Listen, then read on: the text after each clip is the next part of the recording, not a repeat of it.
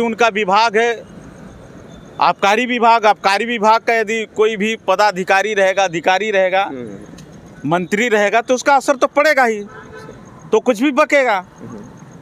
तो ऐसा कुछ नहीं है कि कोई आरएसएस या कोई आईएसआई या और कोई, और कर्मचारी किसी के नहीं होते, न तो भाजपा के होते, न कांग्रेस के होते, न आरएसएस के होते, न सेवा दल के होते, किसी के नहीं होते।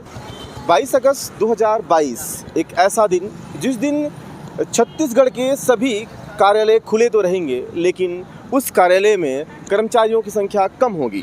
कारण क्योंकि 22 अगस्त 2022 को पूरे छत्तीसगढ़ में कर्मचारी अधिकारी फेडरेशन के द्वारा अनिश्चितकालीन धरना दिया जाएगा।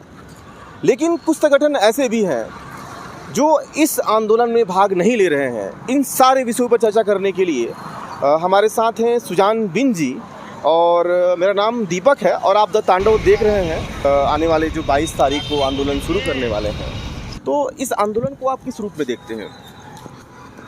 देखिए, इसको समझने के लिए हमको थोड़ा पीछे जाना पड़ेगा।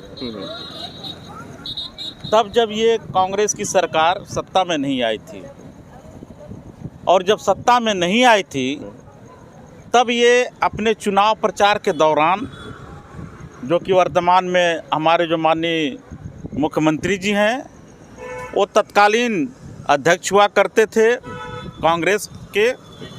और उन्होंने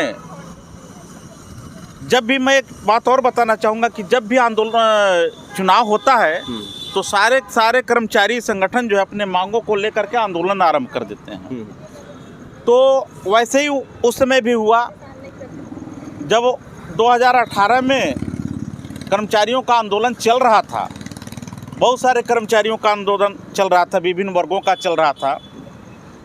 उस समय जा कर के इन्होंने कहा कि हम आपकी मांगों को पूरा करेंगे जब सत्ता में आते के साथ ही।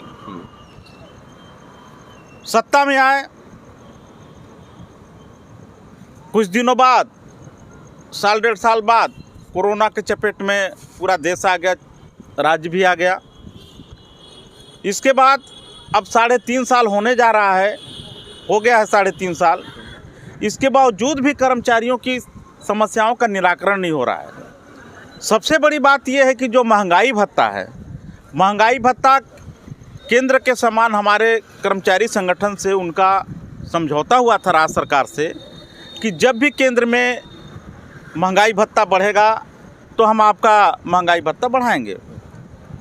और एक तो मैं और बताना चाहूँगा, आम पब्लिक को समझ में नहीं आता ये बात कि कर्मचारी लोग आंदोलन करते हैं। पब्लिक को मैं ये बताना चाहूँगा कि जो महंगाई भत्ता है वो राष्ट्रीय मूल्य सूचकांक के तहत जब महंगाई बढ़ता है तो ये उसको देखा जाता है कि कितना महंगाई बढ़ा है, किस पर क्या भार पड़ रहा है, उसके तहत कर्मचारियों का महंगाई भत्ता बढ़ता है। तो उसी को मांग को लेकर के, और ये स्वाभाविक होना चाहिए, राज्य सरकार को चाहिए कि ये जब भी ऐसा हो केंद्र सरकार लागू करे, तुरंत लागू कर देना चाहिए। लेकिन इन्होंने यही नहीं, कांग्रेस की सरकार नहीं, बीजेपी सरकार ने भी ऐसा किया है जो लटकते हुए आ रहा है।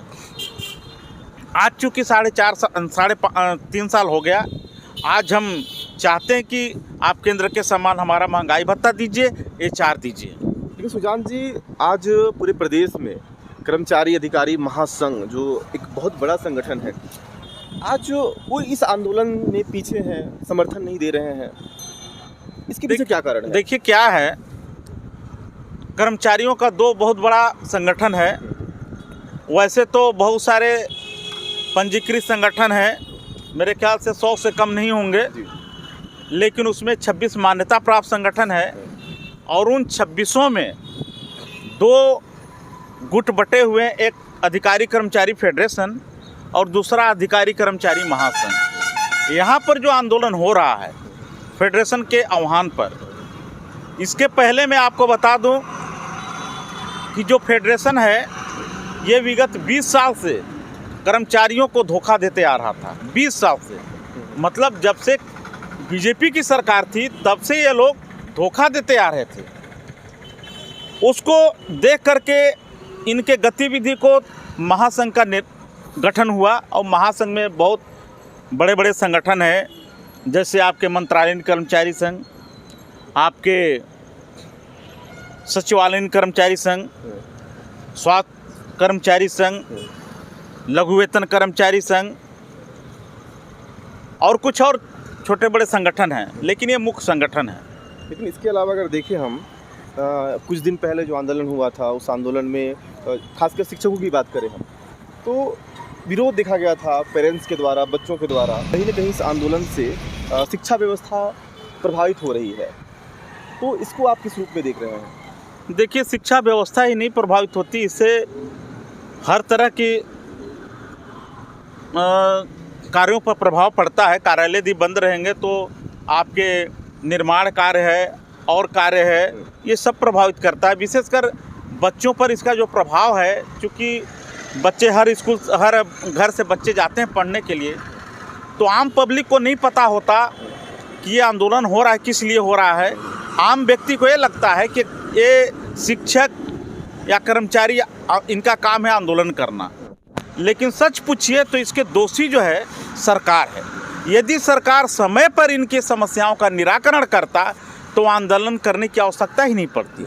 इसके अलावा कई जो राजनीतिक संगठन हैं छत्तीसगढ़ के, उनके द्वारा ये भी कहा जा रहा है कि जो भी 6% बढ़ाया गया है आज भत्ता, उसके पीछे षड्यंत्र है और वो चाहती है सरकार कि कर्मचारी जो अधिकारी फेडरेशन है वो आंदोलन ना कर पाए।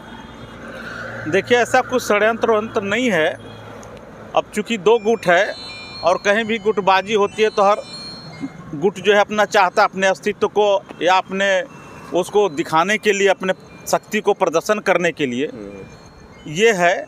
बाकी कोई ऐसा कुछ बात नहीं है, क्योंकि अधिकारी कर्मचारी महासंघ ने पिछले दिनों आंदोलन किया था और 3-4 चरणों में आंदोलन भी हुआ था। पिछली बार 5% सरकार ने 4-5 महीने हो गए स्वीकृत किया, और अभी जो हमारे महासंघ को फिर आमंत्रित करके फिर से उन्होंने 6% की घोषणा की, आदेश भी जारी हो गए हैं।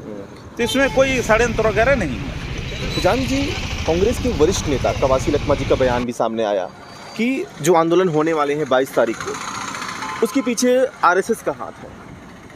कितना सच्चाई है इस बात पे? देखिए, कवासी लखमा जी बहुत अच्छे व्यक्तित्व हैं, संघर्षशील हैं, और जब वो सत्ता में नहीं थे तब उनसे हमारी बात होती भी थी।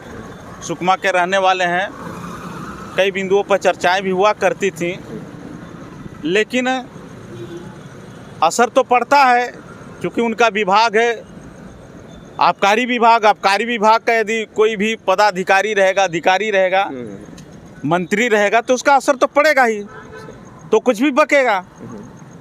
तो ऐसा कुछ नहीं है कि कोई आरएसएस या कोई आईएसआई या और कोई संगठन के लोग, हाँ, किसी का समर्थन हो या किसी के उसमें रहे। कर्मचारियों का खुद का अस्तित्व होता है, और कर्मचारी किसी के नहीं होते, न तो भाजपा के होते, न कांग्रेस के होते, न आरएसएस के होते, न सेवा दल के होते, किसी के नहीं होते।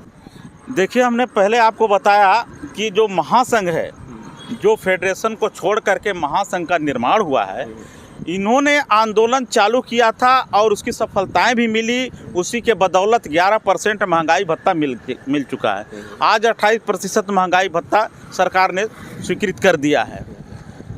ये बात सही है कि हमारा मांग है 34% का, और करना चाहिए सरकार को, इसलिए भी करना चाहिए, एरियस देते नहीं हैं। सब करोड़ों रुपए कर्मचारियों के सब घोंट जा रहे हैं, तो ये होना चाहिए, 34% होना चाहिए।